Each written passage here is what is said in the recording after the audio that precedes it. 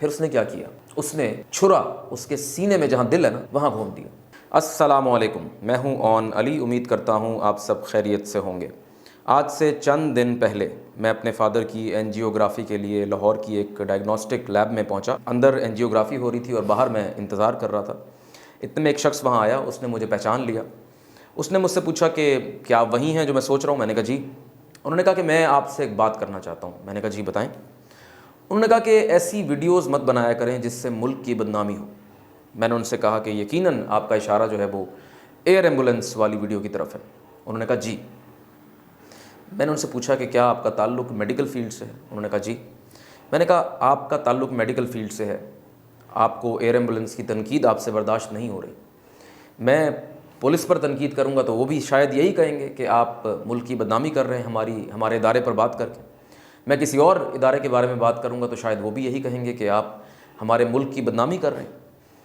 तो मैंने उनसे अर्ज़ की कि अगर हमें बाकी मुल्कों की तरह तरक्की याफ्ता होना है, हमें आगे बढ़ना है, तो हमें तनकीद बर्दाश्त करनी होगी, हमें ये आर्ट सीखनी होगी। आगे बढ़ने के लिए सबसे पहली शर्त ये होती है कि आप गलती का एतराफ़ करें, वो करना बहुत ज़रूरी है।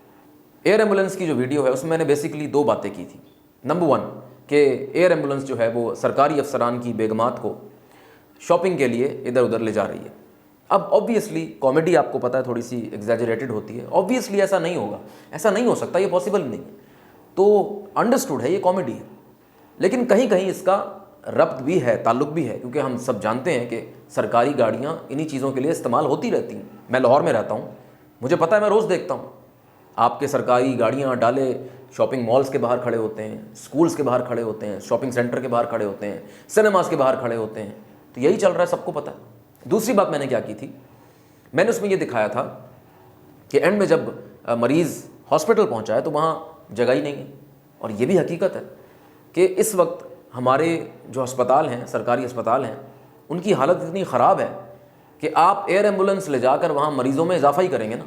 एक बेड पे जहाँ 3 मरीज़ थे अब 4 आ जाएंगे, यही होगा। तो मेरा पॉइंट ये था कि पहले अपने हॉस्पिटल्स को ठीक करें, या फिर एयर एम्बुलेंस को ज़रूर लाएं, बहुत अच्छी बात है, बहुत अच्छी सर्विस है, मैं इनकार नहीं कर रहा, बहुत अच्छी सर्विस है। लेकिन अपने हॉस्पिटल्स को भी ठीक करें ना। हमारे हुक्मरानों में प्रॉब्लम ये है कि वो सिर्फ दिखावे के लिए ये बड़े बड़े इक़दाम करते रहते हैं और असल चीज़ को ठीक नहीं करते।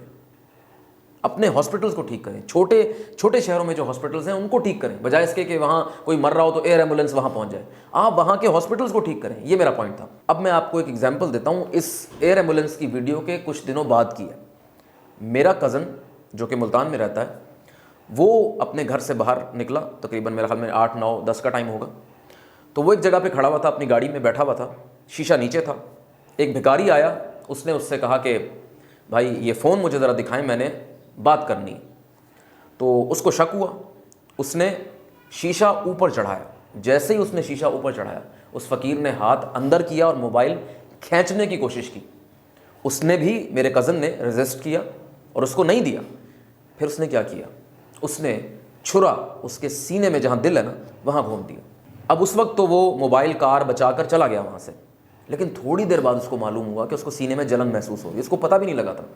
तो और ब्लीडिंग शुरू हो गई। तो वो जल्दी घर पहुंचा और घर से फिर वो एक प्राइवेट हॉस्पिटल की तरफ गया। अब प्राइवेट हॉस्पिटल ने कहा कि भाई ये तो पुलिस केस है, हम तो नहीं ले सकते। तो फिर मजबूरन मुल्तान के सबसे बड़े गवर्नमेंट हॉस्पिटल में वो गया। वहाँ जब इमरजेंसी में पहुँचा तो वहाँ जो नर्सिंग स्टाफ था वो एक ही वक्त में सारे खाना खा रहे थे। अब इनको ज़ाहिर है इमरजेंसी थी, इन्होंने कहा कि भाई इमरजेंसी है, ज़रा इधर देख लें। तो वो बदतमीज़ी शुरू हो गई। अंदाज़ा करें, एक बंदे के सीने में, उसके दिल से 1 आध इंच सिर्फ वो छुरा पीछे है, ठीक है। तो मुझे नहीं पता वो निकाल लिया था पहले या नहीं था, बहरहाल वो इतना गहरा ज़ख्म था कि दिल से बिल्कुल 1 आध इंच के वो फासले पे था। तो खैर अल्लाह अल्लाह करके उसको फिर एक बेड मिला, लेकिन उस बेड पर 2 मरीज़ हैं। ये हालात हैं, यानी एक वो और एक और मरीज़ था। तो एक बेड पर 2 मरीज़ लेटे हुए हैं। तो अब मुझे ज़रा बताएं कि अगर यहाँ एयर एम्बुलेंस भी किसी को ले आती है तो एक बेड पे 3 मरीज़ हो जाएंगे, 4 हो जाएंगे।